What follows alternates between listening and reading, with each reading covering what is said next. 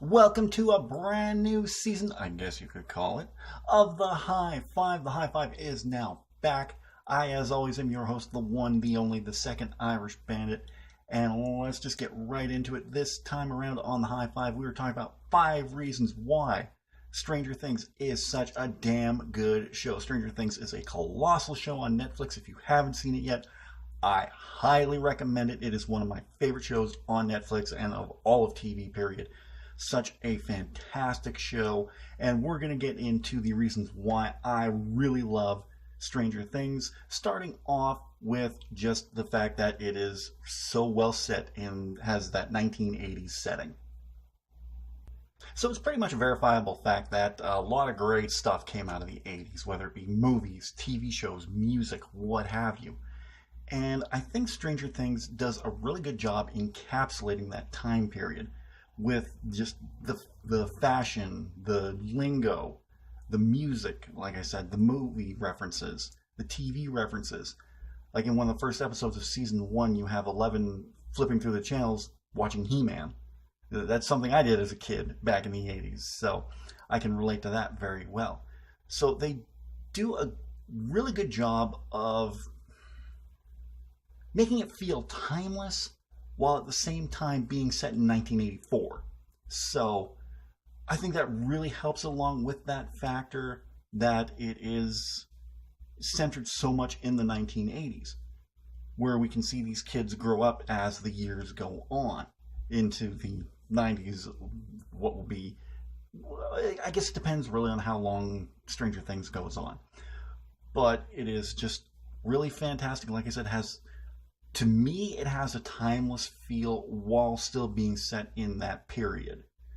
So you can watch it and understand, hey, this is what it was like at the time, and they really bring that out very, very well. You can really see that. So that's a big factor for me. Another big factor of why this is such a damn good show. You know me, I love horror movies. I love everything about them, storytelling, blood factor, everything like that. So it is no question why, another reason why I love Stranger Things is because of the creepiness factor. Now really, like, if you've got this thing chasing after you, you can tell it's going to be a creepy damn series, and Stranger Things does that so well. Brings out the creepiness factor with things like the Demigorgon, or if you're in season 2, you have Dustin's pet Dart, who is a mini Gorgon, who grows up and eats the family cat. Didn't like that scene much, but that's because I'm kind of a cat person. So, but it's just a really dark and creepy atmosphere to this, and it just sucks you in.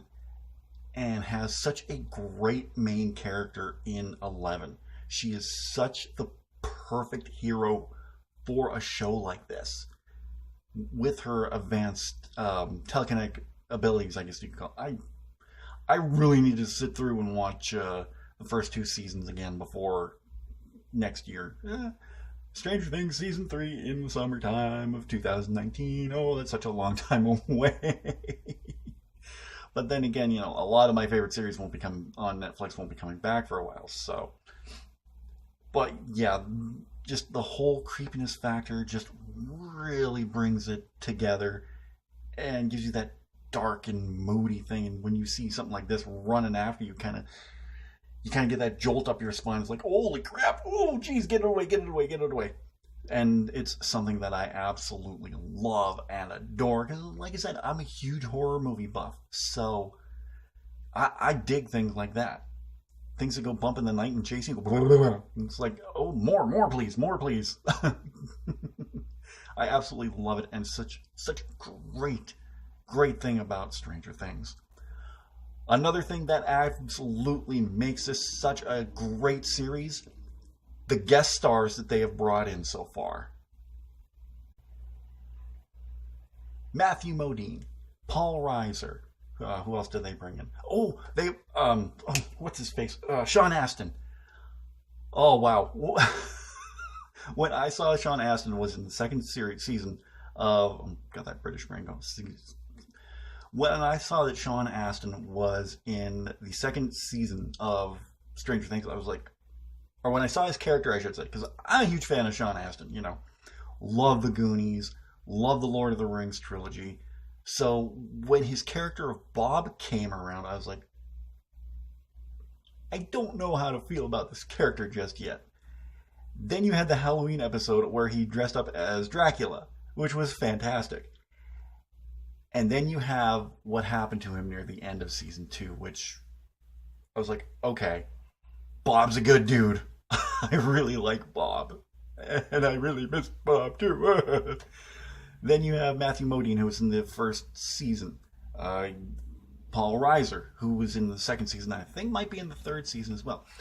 And not even like a guest star, but Winona Ryder is a main cast member of the show, which is great to see her in after everything that's happened, even, you know, just recently after, I think it was at the Emmy Awards, where I don't know what's wrong with Winona Ryder, but hopefully it gets better, because she looked confused and upset when she was on stage when the cast was receiving that award. It was heartbreaking to see for me, honestly, but Winona Ryder does such a great job in this series, and I can't wait to see more of it. And then in season 3, Carrie Elwes is going to be featured in the series as well. From The Princess Bride, Robin Hood, Men of Thieves, Men in Tights, Hot Shots, Saw. Oh, I can't wait to see what they have in store for him and what he brings to season 3 of Stranger Things. And I can't wait for season 3 of Stranger Things. I think I've said that before, but I don't care because I cannot wait. Yeah, you know how much I love Stranger Things, so we'll just leave it at that. Another great thing about Stranger Things is perhaps the music. So you really can't have a TV show that's set in the 80s without a great 80s soundtrack. And I don't care what anyone says, there was some damn good music in the 80s, and then you can, yeah. But everything that they've used in the series so far has been period accurate. They've had, you know, nothing playing past 1985. Like, you're not going to hear a song that was released in 1989 playing in 1985. So 1985 and then before that, like, there was discussions about The Clash, should I stay or should I go? And just the whole soundtrack itself is just killer, and it really fits the mood for the show. Even like the themes for the show, when you're not using licensed music, but the actual theme. The person who came up with the music, I honestly do not know. Like I said, another reason why I gotta watch Stranger Things again. But the composer for the show just does a great job of setting that creepy atmosphere, and it just has an incredible theme song at the beginning of it. Like, I know that now Netflix has the option where you can skip the intro. Why would you want to skip the intro to Stranger Things? It's one of the best ones around. It's like, why would you want to skip the intro to, say, Dexter? Like, that was a great intro. Or Futurama. Like, I'm just looking at the bottom here on my DVD collection. Married with Children, again. That's another one I wouldn't skip past. Some, maybe, but for that one, no. And for Stranger Things, no. Why would you want to skip past? Game of Thrones, that's another good example of ones you don't skip through. Because that's just, I got to do another Game of Thrones episode coming. But the music, the themes, all the music is just great and works perfectly with every episode of the show. And another great reason why this is such a fantastic show, so good, and you should watch, is the cast itself. While not comprised entirely of A-list actors, like, really, the only actor that I recognize on there from the first episode that I watched was Winona Ryder. But, you know, including Winona Ryder as Joyce Byers, you have David Harbour as Jim Hopper, the police captain or police sheriff. Does an incredible job, and he's going to be playing Hellboy in the Hellboy reboot. Then you have the kids who make up the main characters of this show. Finn Wolfhard is killing it right now. He was in the It remake. Chapter 1 of the It remake. He plays Mike. Millie Bobby Brown as 11 has just been excellent from her first episode all the way to the season 2 finale. She's doing an amazing job in this role. Gaten Matazzaro as Dustin is one of my favorite characters. I absolutely love that little dude. He is just awesome. In the first season, he had the 2 front teeth missing, so he was always talking with a lisp. And he's just the heart of this show. So funny, so good, so relatable, and so charming, honestly. Caleb McLaughlin as Lucas. He's kind of like the, I don't want to say he's like the Ernie Hudson of the group, but he's fantastic as well. Natalia Dyer as Nancy. Mike's big sister. Oh my goodness, she knows. Noah Schnapp as Will Byers, who was taken to the Upside Down in the first season. Who else? Sadie Sink, who plays Max Mayfield, who's came on in season 2. She's doing very well herself. Randy Havens, Mr. Clark. He's the boys' science teacher, and when he pops up, he does a good job at explaining things for the boys when it needs to happen. Sean Astin talked about. Paul Reiser talked about. I don't see her on here.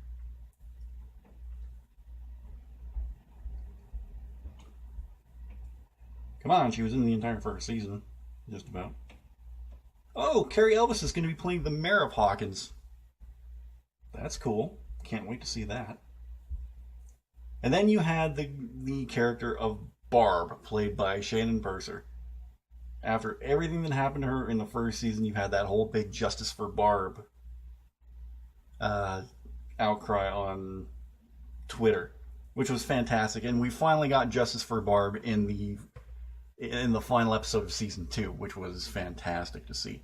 I met Shannon Purser. She is such a lovely, wonderful person, and I wish nothing but the best for her. And all the continued success that she's getting is just incredible. She has a recurring role on Riverdale as Ethel, and she's killing it there. She's got a movie coming out soon on Netflix, which I might check out, because I'm such a fan of her. I could go on and on about Shannon Purser. So, yeah, Stranger Things, if you have not watched it, I highly suggest you do. There are things that everyone will like about this. There are a lot of things in here that I love about Stranger Things that just make it a must-watch for me. Like, I could easily binge this show. Like, I might when season 3 comes out. I could easily binge every episode. It's a bit of a watch at like 40 minutes per episode, so you'll be sitting there a while. Your butt will get numb after a while. But I highly recommend it, and you should definitely watch Stranger Things if you're not already. Well, I'll wrap it up for the return of High Five. I hope you guys enjoyed it. If you did, don't forget to slap a like on this episode. I'd really appreciate that. Let me know in the comments section down below what you think of Stranger Things, if it's one of your favorites, if you've never seen it before. Is there anything that I said that would get you to watch it in this episode? Let me know in the comments section down below. Don't forget to share this video wherever you can on all the usual outlets. In the description box down below, you're going to see a link to my Redbubble store coming soon. I'm going to be getting some Irish Bandit merchandise, so you can see how it looks in real life. So keep a lookout for that. But yes, in the comments, in the description box down below, link to the Redbubble store where you can get all your Irish Bandit merchandise: t-shirts, sweatshirts, tank tops, ladies racerbacks, leggings, phone cases for Samsung and iPhone, iPad cases, travel mugs, coffee mugs, whatever your heart desires. It's all there. I do get a little bit of the profits, but all those will be going into making this a bigger and better channel. If you're new to the channel, don't forget to subscribe. And if you're already subscribed, tap that bell. Make sure it is notify all. That way you can be notified whenever I upload anything new or whenever I go live or what have you. I will be back in 2 weeks with another episode of High Five, and keeping with the theme of Netflix, I'm going to be talking about 5 more series on Netflix that you should be watching. If you haven't checked out my first episode on this, go back, check that out. That's going to be in the playlist. and then come back in 2 weeks and see what other 5 episodes, what 5 other shows I recommend on Netflix. My tongue stopped working there for a second. And coming up, let's see, tomorrow I'm going to have my SummerSlam predictions for the wrestling fans. Let's see, what else? Monday, I may or may not have a new episode of Fire Expired up talking about Stone Sour's new album, but we'll see. Definitely for sure, there's going to be a new episode of Irish Bandit Revolution coming up on Tuesday where I'm talking about my 5 favorite Gargoyles multi-parters. And then looking forward to next week, I'll be back with another my 5 favorite Gargoyles standalone episodes. So be sure to tune in for that. All right, guys. Well, that'll wrap it up for the High 5. Take care, and I will see you again in 2 weeks for another 5.